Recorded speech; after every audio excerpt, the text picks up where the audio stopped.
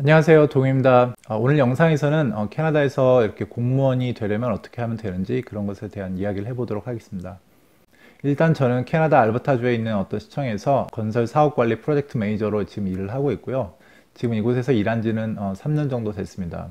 저는 한 11년 전에 한국에서 캐나다로 건너왔고요. 그때는 워킹홀리데이 비자를 통해서 왔고, 그 이후에 이제 캐나다에서 정착을 하게 돼서 지금은 영주권자 신분인데, 영주권을 받은 지는 한 5, 6년 정도 됐고, 지금 말씀드렸던 지금 있는 곳에서는 3년 전에서 일을 했는데, 사실 이렇게 많은 분들이 캐나다 공무원을 하려면 뭐 이렇게 영주권자야 되냐, 시민권자야 되냐, 그런 것들을 많이 물어보시더라고요. 사실 제가 보기에는 그런 조건들이 이렇게 달려있는 것은 그렇게 많지 않다고 봐요.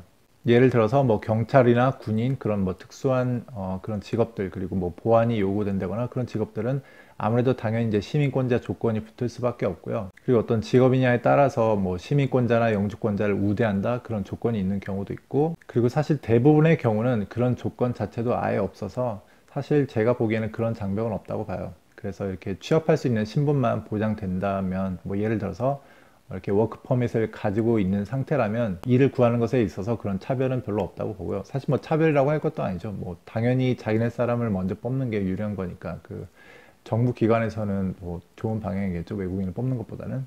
그런데 이제 그게 이제 사람들이 뭐 시민권자만 뽑는다, 영주권자만 뽑는다, 그런 것들이 이제 조금 얘기가 나올 수 있는 게, 제가 보기에는 오히려 그런 조건이 없는데 본인이 의뢰에 이제 뭐 워크 퍼밋만 있는 상태라서 내가 해서 이렇게 넣어봤는데 안 됐다, 그렇게 느끼시는 분들이 많더라고요. 그런데 그게 정말 그게 조건이 안 돼서 안 된 건지, 혹은 뭐 그냥 똑같이 이력서 다른 곳에 내듯이 그렇게 냈는데 안 된 건지, 그런 것을 이렇게 확실히 대답할 수 있는 사람은 없다고 보고요. 그리고 설사 뭐 이렇게 면접에 가더라도 이제 이런 게 어떻게 보면 팁인데, 본인이 그렇게 뭐 영주권자나 시민권이 없다는 것을 굳이 이렇게 티를 낼 필요가 없는 것 같아요.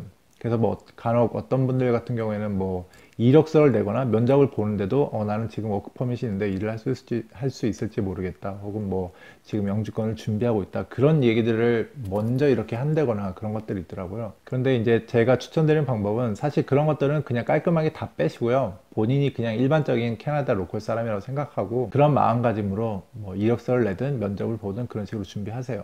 그리고 나중에 이제 뭐 걔네가 영주권이 있느냐 시민권이 있느냐라고 물어볼 수도 있겠지만, 사실 아까 말씀드렸다시피 이렇게 공공기관의 이런 잡 포스팅은 그런 것들이 처음부터 명확히 적혀 있어요. 그래서 처음에 그런 조건이 없다면 사실 나중에 물어보지 않을 확률이 높기 때문에 처음부터 그런 것들을 크게 걱정하실 필요는 없는 것 같아요.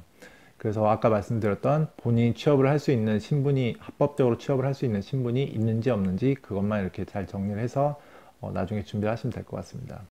네, 그래서 캐나다 공무원 취업은 사실 이런 것만 빼면은 거의 일반 사기업 취업하는 것과 똑같다고 보시면 돼요. 여기 캐나다의 공공기관도 사기업처럼 똑같이 온라인을 통한 구인 광고를 내고 온라인으로 사람들의 이력서를 받거나, 혹은 뭐 오프라인으로 이렇게 직접 받거나 그런 식으로 받고, 똑같이 뭐 이렇게 이력서를 추려가지고 면접을 보고 하이어를 하고 이렇게 고용을 하고 그런 방식인데요. 이게 조금 다르다면 아무래도 이제 공공기관의 성격상 투명성과 형평성, 이런 공평함이 이렇게 중요시 되는 곳이기 때문에 사기업처럼 채용 담당자가 이렇게 선뜻 뽑고 뭐 그런 건 없고요.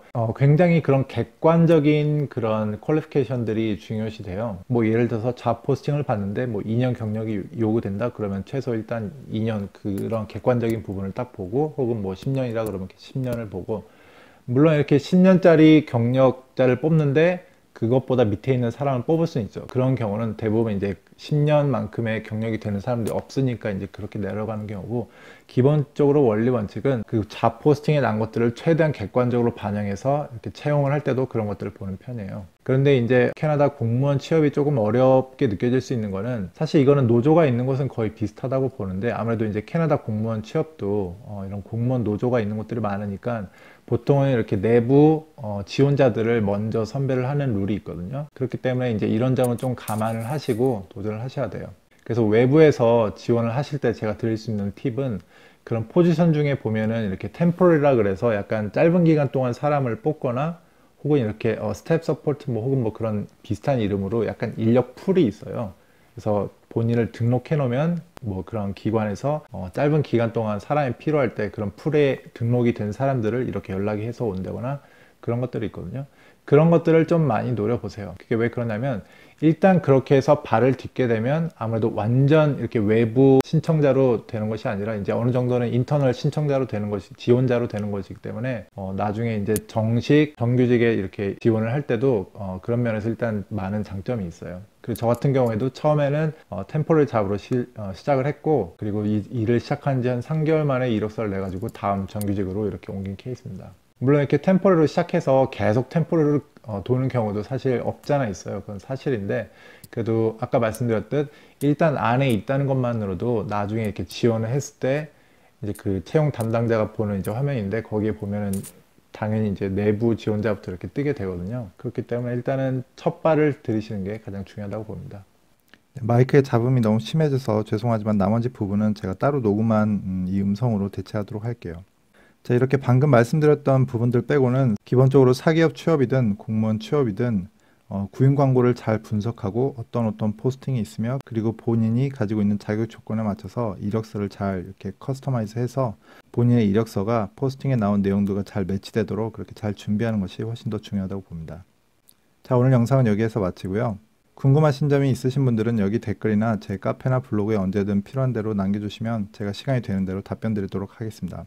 그리고 여러분들이 남겨주신 그런 질문들 중에서 제가 좀 더 자세한 답변으로 남겨드리고 싶은 그런 질문들은 제가 따로 영상으로 제작해서 나중에 올려드릴 테니까요. 나중에도 많은 기대 부탁드립니다. 자, 그러면 좋아요와 구독하기 부탁드리고 다음 영상에서 또 찾아뵙겠습니다. 감사합니다.